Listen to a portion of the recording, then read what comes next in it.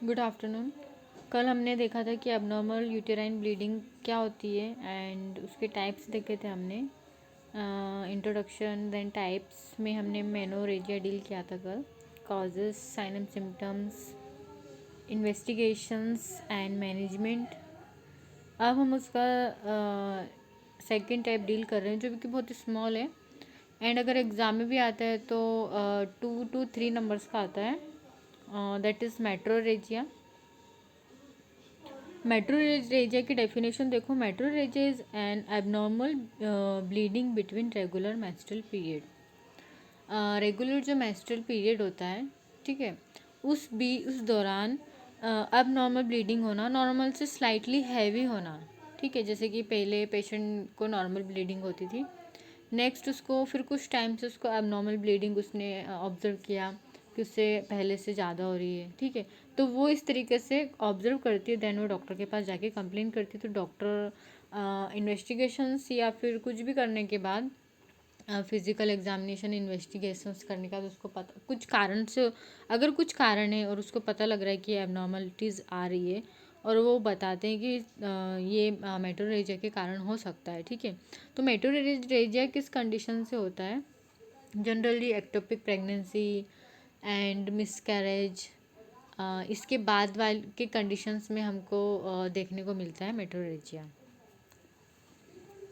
अगर कॉजेज़ की बात करते हैं तो common causes of metrorrhagia include pregnancy.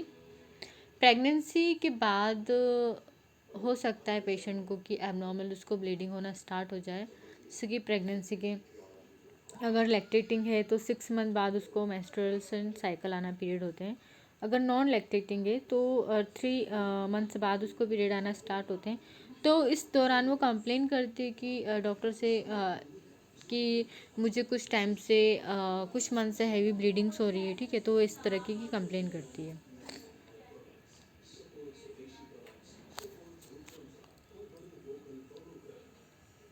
Next day अगर वो किसी तरह का सर्टेन कॉन्ट्रासेप्टिव यूज़ कर रही है तो उस कंडीशंस में भी हमको देखने को मिलता है, जैसे कि dopa Provera.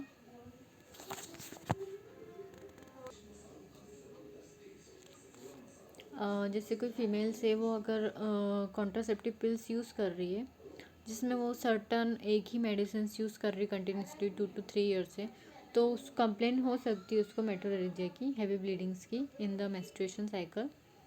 And uterine device जैसे कि कॉपर्टी वगैरह यूज़ कर रही है वो, तो उस कंडीशंस में उसे हो सकता है कि पीरियड्स के टाइम पे से हैवी ब्लीडिंग्स हो।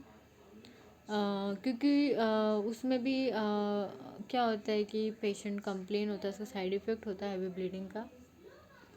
नेक्स्ट एसटीआई, अगर सेक्सुअल ट्रांसमिशन इन्फेक्शन है पेशेंट को, तो उस दौरान पेशेंट को जो कि मेंस्ट्रुएशन उसका साइकिल रहेगा उस कंडीशन में उसको हो सकता है कि उसको ब्लीडिंग हो। Other cause include coagulation disorder, जैसे कि पेशेंट को हिमोलाइटिक डिसऑर्डर है। फिर है जेनाइटल ट्रॉमा, उसको जेनाइटल ट्रॉमा हो जैसे यूटेरस फिब्रॉइड्स हो एंड सॉरी ट्रॉमा हो गया उसको, तो नियोप्लाज्म कैंसरस कंडीशंस में भी देखने को मिलता है। And infection such as tuberculosis, अगर उसको पेल्विक ट्यूबरक्लोसिस है, ठीक है। आपने ट्यूबरक्लोसिस रेस्पिरेशन तो सुना होगा, लंग्स कैंसर, लंग्स ट्यूबरक्लोसिस, लेकिन पेल्विक ट्यूबरक्लोसिस भी होता है जो कि पेल्विक ऑर्गन में होता है।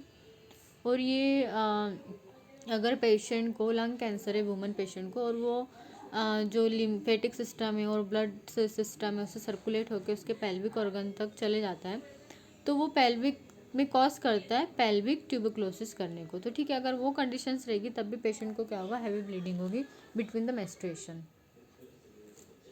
क्लिनिकल फीचर्स की अगर बात करते हैं तो पेशेंट जो है वो 1 और मोर टैम्पून या पैड्स यूज़ करेगा एवरी आवर में, एंड उसको चेंजिंग पैड या फिर टैम्पून करना पड़ेगा ड्यूरिंग नाइट में हो सकता है कि उसको 2 to 3 टाइम्स पैड चेंज करना पड़ रहा हो या फिर टैम्पून्स चेंज करना पड़ रहा हो।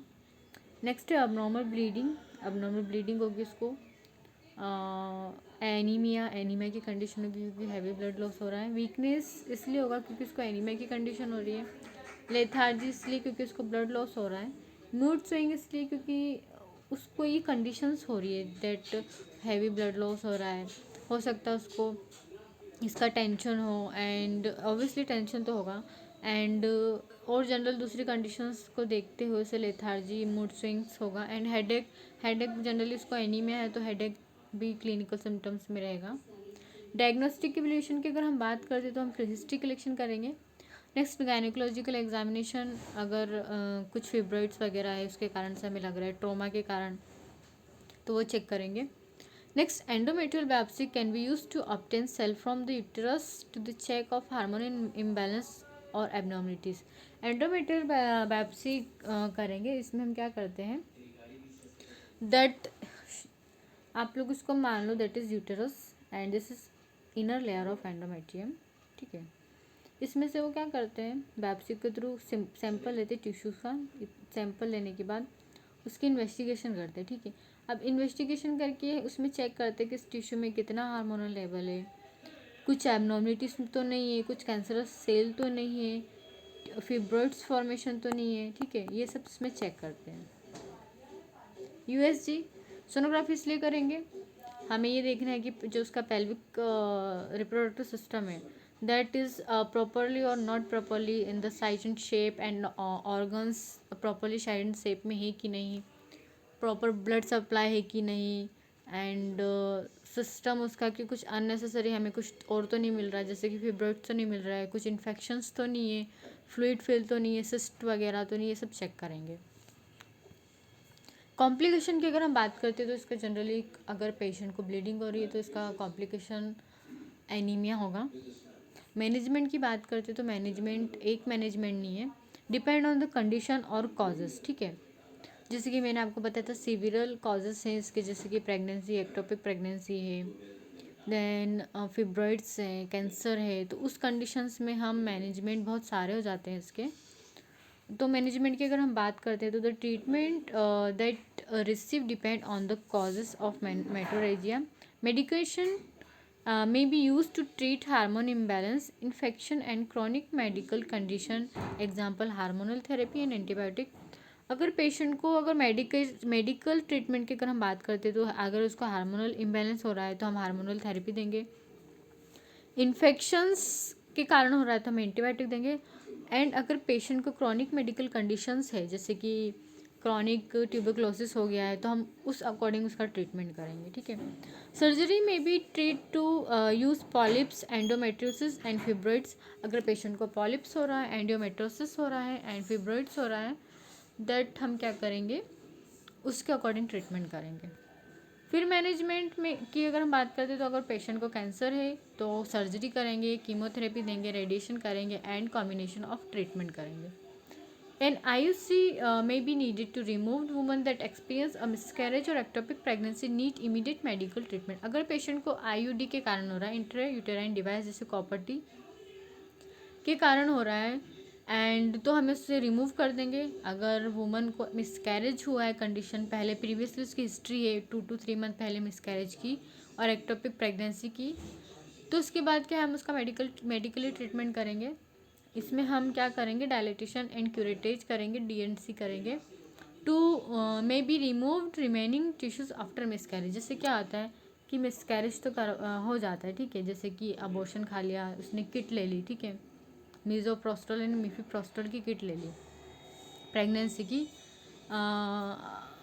आप लोग अगर आपको नहीं पता है तो आप नेट पे सर्च कर लेना, मीज़ोप्रोस्टोल एंड मिफीप्रोस्टोल की टैबलेट आती है, ठीक है, मिसकैरेज के लिए।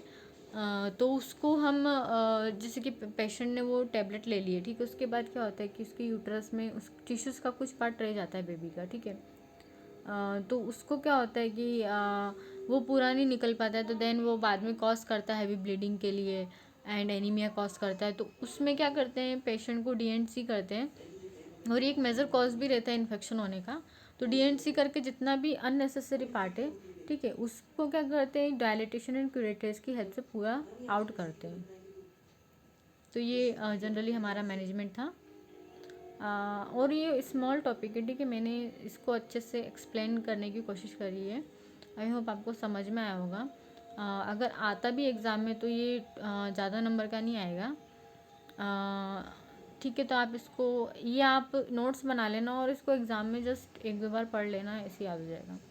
प्रिवेंशन की अगर बात करें तो फीमेल को एडवाइस करेंगे कि वो अपने जो मेंस्ट्रुअल पीरियड है उसमें जितनी ब्लीडिंग हो रही है उसको रिकॉर्ड करके रखे, ठीक है। जैसे कि कितने बार पैड चेंज करना पड़ रहा है उसे, एंड अनवांटेड प्रेगनेंसी होने से बचना है, ठीक है। प्रिवेंशन में यही है कि मिसकैरेजेस नहीं होना चाहिए, उसका साइड इफ़ेक्ट होता है बाद में मेट्रोलजिया, ठीक है।